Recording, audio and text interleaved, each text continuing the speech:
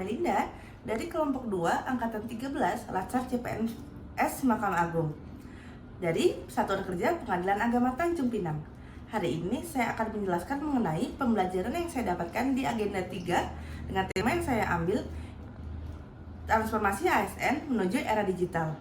Nah, seperti yang kita tahu, sekarang kita telah masuk ke dalam era digital. Era digital identik dengan perubahan. Nah, kita sebagai ASN harus selalu peka dalam menghadapi perubahan dan mewujudkan birokrasi yang adaptif, profesional, dan berorientasi pada pelayanan publik.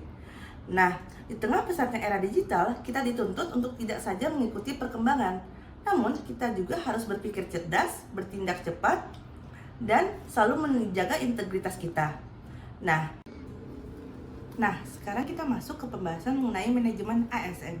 Manajemen ASN adalah sistem pengelolaan aparatur sipil negara untuk mewujudkan ASN yang profesional, berintegritas, dan netral dalam memberikan pelayanan publik. Nah, penjelasan lebih rinci mengenai ASN sudah diatur di dalam Undang-Undang Nomor 20 Tahun 2023. Di dalamnya terdapat 3 fungsi utama ASN. Yang pertama, pelaksana kebijakan publik, yang kedua pelayan publik, yang ketiga perekat dan pemersatu bangsa. Nah, adanya fungsi ASN ini sendiri memiliki tujuan, yaitu untuk membangun birokrasi yang efektif, efisien, dan berorientasi pada hasil. Nah, untuk mendukung fungsi dan tujuan tersebut, manajemen ASN memiliki berbagai aspek yang saling berkaitan. Yang pertama, dengan perencanaan dan pengadaan pegawai. Yang kedua, pengembangan karir dan kompetensi. Yang ketiga, yaitu penerapan kode etik ASN. Nah, dari ketiga aspek tersebut, yaitu manajemen ASN didasarkan untuk menjadi fondasi terwujudnya aparatur sipil negara yang profesional dan bertanggung jawab. Nah, dari sistem inilah kemudian lahir konsep Smart ASN. Konsep Smart ASN ini menjunjung bahwa ASN harus mampu beradaptasi, berinovasi, dan memanfaatkan teknologi untuk memberikan pelayanan publik yang sangat efektif dan bermakna ke depannya untuk masyarakat. Baik, sekarang kita masuk mengenai Smart ASN. Smart ASN memiliki 6 karakter utama.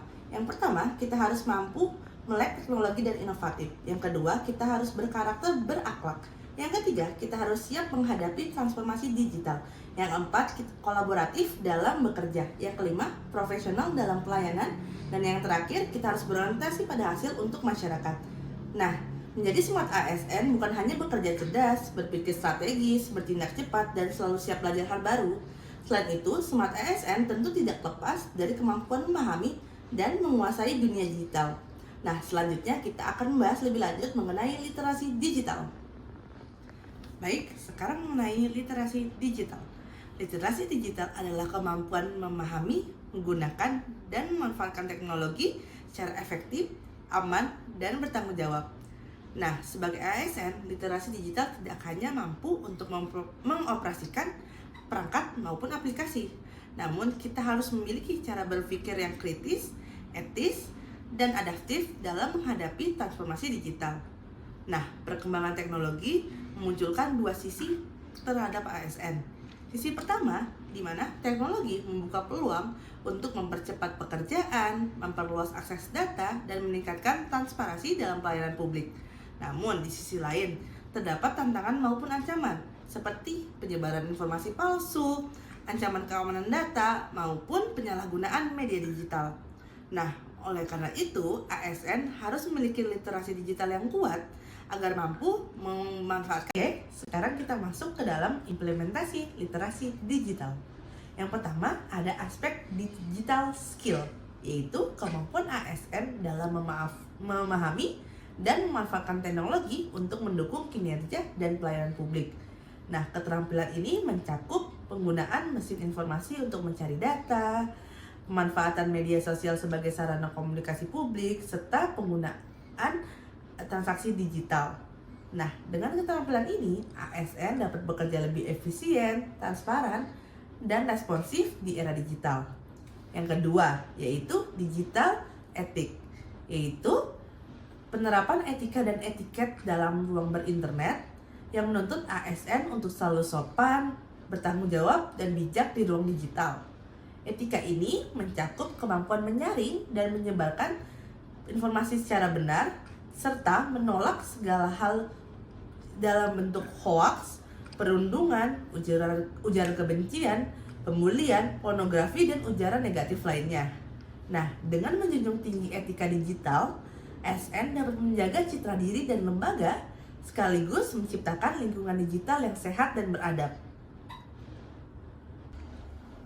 Sekarang aspek yang ketiga. Aspek yang ketiga adalah digital safety, yaitu kemampuan melindungi diri dan lingkungan kerja di ruang digital.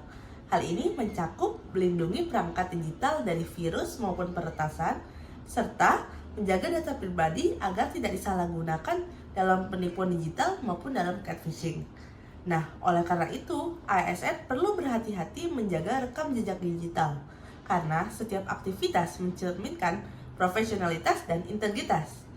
Nah, dengan menerapkan keamanan data yang digital yang baik, maka ASN dapat melindungi data, reputasi, dan kepercayaan publik yang berkelanjutan. Sekarang aspek yang keempat, yaitu digital kultur. Digital kultur adalah penerapan budaya digital yang berlandaskan Pancasila dan Undang-Undang Dasar 1945, di mana ASN berperan dalam melestarikan budaya digital dengan pemanfaatan teknologi informasi dan komunikasi, yaitu dengan berpartisipasi dalam komunitas seni, menjaga budaya daerah dan bahasa daerah, serta berkolaborasi dalam kegiatan budaya digital. Nah, budaya digital ini juga mendorong kita untuk cinta produk dalam negeri, serta berpartisipasi kreatif dan produktif di dalam ruang digital.